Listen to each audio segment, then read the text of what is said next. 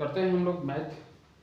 सवाल हमसे ये कह रहा है, एक फल विक्रेता आधा तथा एक से, एक फल विक्रेता है, सवाल ऐसे कह रहा है कि एक फल विक्रेता है, उसके पास जब पहला कस्टमर जाता है तो उसको आधा देता है और साथ में एक और सेब देता है। फिर ये क्या करता है, फिर जब इसके पास दूसरा कस्टमर आता है तो उसके पास जो शेष है, दूसरे वाले को ये क्या करता है, शेष का 1/3 और एक सेब देता है। ठीक है। फिर तीसरे कस्टमर को क्या करता है, तीसरे कस्टमर को ये शेष का 1/5 और एक सेब देता है और लास्ट में उसके पास 3 सेब बच जाते हैं, 3 सेब बचे। तो बताना यह है कि उसके पास कितने सेब थे। आर्यसगढ़ में कई चैप्टरों में सवाल मिलेगा और एक दो बार पूछा भी गया है कहीं कहीं। सवाल हम लोग पहले ये समझ लेते हैं कि एक कस्टमर, एक दुकानदार है, उस दुकानदार के पास जब पहला कस्टमर जाता है तो उसको क्या करता है कि उसके पास जितना भी सेब है उसका वह आधा उठा करके दे देता है और प्लस जो शेष बचा हुआ सेब है उसमें से भी एक सेब देता है और पहला कस्टमर चला जाता है। फिर दूसरा कस्टमर आता है, वो क्या करता है कि अब उस दुकानदार के पास जितना सेब बचा हुआ है उसका 1/3 लेता है और एक सेब और लेता है, चला जाता है। फिर तीसरा कस्टमर आता है, ये क्या करता है कि अब जो उस दुकानदार के पास सेब बचा है उसका 1/5 भाग लेता है और एक सेब और लेता है और चला जाता है। फाइनली अब जो है दुकानदार के पास केवल 3 सेब बचे हैं, तो हमको ये बताना है उसके पास थे कितने सेब। ये सवाल जब भी लगेगा तो पीछे की तरफ से सोचना होगा, जितना देरी पढ़ने में लगेगा उससे कम में ये सॉल्व हो जाएगा। देखिए हमको सोचना ऐसे है, उसके पास 3 सेब बचे हुए हैं, बचने कितने चाहिए थे, उसके पास जितने भी बचे हुए थे, हम लोग इस कस्टमर की बात करें, तीसरे कस्टमर की अगर बात करें तो उसके पास जितना बचा हुआ था उसका 1/5 दिया। यानी अगर 1/5 केवल दिया, 1 सेब जो और दिया उसको अभी हम लोग न माने तो ये मानेंगे कि 1/5 दिया तो 4/5 बचा, लेकिन एक सेब और दे दिया, यानी उसके पास जो ये 3 सेब बचा है इसमें अगर एक सेब और जोड़ दिया जाए तो ये 4 सेब हो जाएगा और यही 4 सेब 4/5 के बराबर है, क्योंकि तीसरे कस्टमर को इसने क्या दिया 1/5 दे दिया तो 4/5 बच गया।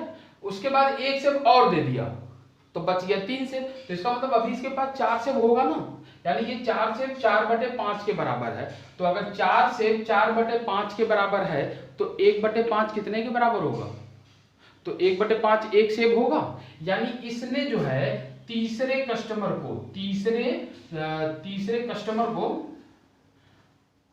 को क्या कहते हैं हिंदी में, चलिए अच्छा, तीसरे कस्टमर को इसने कितना दिया होगा, एक सेब दिया होगा और प्लस एक और सेब दिया होगा, यानी ये जो सेब है उसके 4 + 1 5 सेब इसके पास टोटल थे, ठीक है ना। इसमें से इसने क्या किया, एक सेब दिया, 5 का 1/5 1 होगा, प्लस एक सेब और दिया और इसके पास 3 सेब बच गए। यानी यहां तक हम लोग समझ गया कि जब तीसरा कस्टमर उसके पास गया होगा तो उसके पास 5 सेब रहे होंगे, उस 5 में से एक सेब दिया प्लस एक सेब और दिया, एक सेब 1/5 के बराबर हुआ, प्लस एक सेब और दे दिया तो 2 सेब दे दिया और 3 सेब इसके पास बच गए। ठीक है, तो हम लोग ये समझे कि तीसरे कस्टमर के जब आया तो इसके पास कुल कितने सेब थे, ये 5 सेब। फिर इसने क्या किया, दूसरे कस्टमर को दिया था 1/3 और एक सेब और, अगर ये एक सेब हम लोग इसमें जोड़ दें तो जब इसके पास दूसरा कस्टमर आया था, है ना, दूसरा कस्टमर आया था तो इसके पास ये कितना रहा होगा, 5 + 1 6 सेब तो रहे ही होंगे, प्लस जब इसने 1/3 दिया तो 2/3 बचा होगा, तो ये 6 सेब हो गए 2/3 के बराबर। तो 2/3 अगर 6 होता है तो 1/3 कितना होगा, 3 होगा। इसका मतलब जो दूसरा कस्टमर था उसको 1/3 दिया ना, तो 1/3 3 सेब के बराबर होगा, तो इसको इसने कितना दिया होगा, 3 सेब दिया होगा और प्लस 1 सेब और दिया होगा, 4 सेब दिया था। तो 4 अगर इसको दिया तो 5 इसके पास बच गया। अगर इसको इसने 3 न देता तो इसके पास कितने बचते, 9 सेब। तो इस हालत में इसके पास टोटल कितना हो गया 9 सेब, यानी यहाँ पे अगर हम लोग लिखे हैं 3 है 4 और ये 5 सेब, तो 5 + 1 बराबर 9 सेब। ठीक है सेब। अब अगर पहले वाले कस्टमर की बात करें तो अगर इसके पास 9 से पहले कस्टमर को देने के बाद बचा ना +1 देने के बाद, तो अगर हम इसको जब पहले एक सेब और वापस ले लें, ये जो है इसका पहला कस्टमर, तो ये 9 + 1, तो ये आपके पास 10 सेब बचे।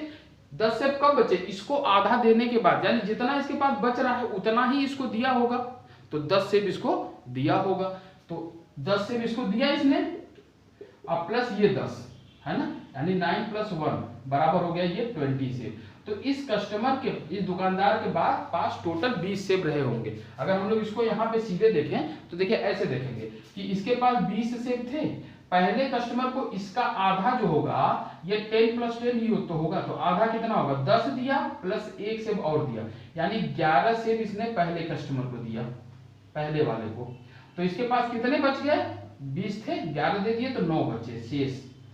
दूसरे वाले को 9 का 1/3 दिया, तो 9 का 1/3 जो होगा कितना होगा 3 होगा, अब प्लस 1 सेब और दिया, यानी 4 सेब इसने दिया किसको? सेकंड वाले को, यानी 4 सेब दिया ये सेकंड वाले को। फिर उसके बाद जब 4 सेब सेकंड वाले को दे दिया तो बचा कितना इसके पास? 5 सेब है ना, 5 से बचा, तो शेष फिर बचा 5।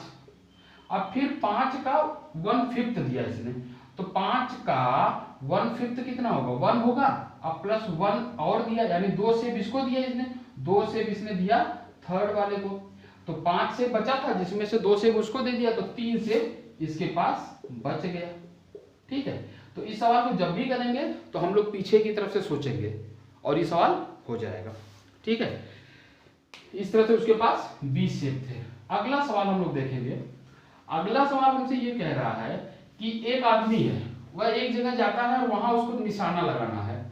अगर उसका निशाना सही लगा तब तो उसको 1 रुपए मिलेंगे, और अगर उसका निशाना गलत लगा तो उसका 1 रुपया कट जाएगा। यानी सही निशाना लगने पे 1 रुपया मिलेगा, गलत निशाना लगने पे 1 रुपया कट जाएगा। उसने 100 बार निशाना लगाया और उसको टोटल 30 रुपए मिले, तो ये बताना है कि उसको कितने निशाने उसके गलत हो गए।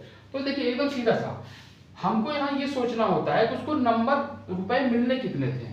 100 निशाना उसने लगाया, 100 निशाना लगाया, तो उसको मिलना चाहिए था 100 रुपया, 100 रुपया उसको मिलना चाहिए था, लेकिन मिला उसको 30 रुपया।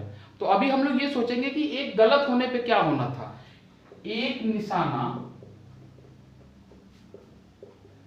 गलत होने पे क्या होना था, एक नंबर जो मिलना था वो नहीं मिलेगा, प्लस एक नंबर आपका और कट जाएगा, बराबर 2, यानी एक गलत निशाने से आपको 2 रुपए का नुकसान होगा। आपको यही सोचना है बस। अब देखिए आपको 30 निशाने 30 रुपए तो मिले, और कितने रुपए नहीं मिले हमको ये सोचना है। तो मिलना चाहिए था 100 रुपया मिलना चाहिए था, 30 रुपया मिला, 70 रुपया नहीं मिला। अब ये जो नहीं मिला ना, इसी को इससे डिवाइड कर दिया जाता है, तो 70 / 2 ये आ जाएगा, तो हो जाएगा 35, मतलब उसके 35 निशाने जो हैं गलत हो गए, गलत। अब आप चाहें तो जस्टिफाई करके देखिए, यानी 35 निशाने गलत हुए तो 65 निशाने उसके 65 5 70, हाँ 65 निशाने उसके सही हुए होंगे, तो 65 अगर सही हुए तो उसको 65 रुपया मिला, और 35 गलत हो गए, तो 35 अगर गलत हो गए तो 35 रुपए कट गए। तो अगर 65 में से 35 घटा दिया जाए, 65 में से 35 को घटा दिया जाए तो 30 रुपए होंगे, और यही आपको मिला है, और यही आपका आंसर है। ठीक है, तो इस सवाल में आएगा कि आपके 35 निशाने उसके गलत हुए। प्लीज मेरे चैनल को लाइक शेयर और सब्सक्राइब जरूर करें। Thank you.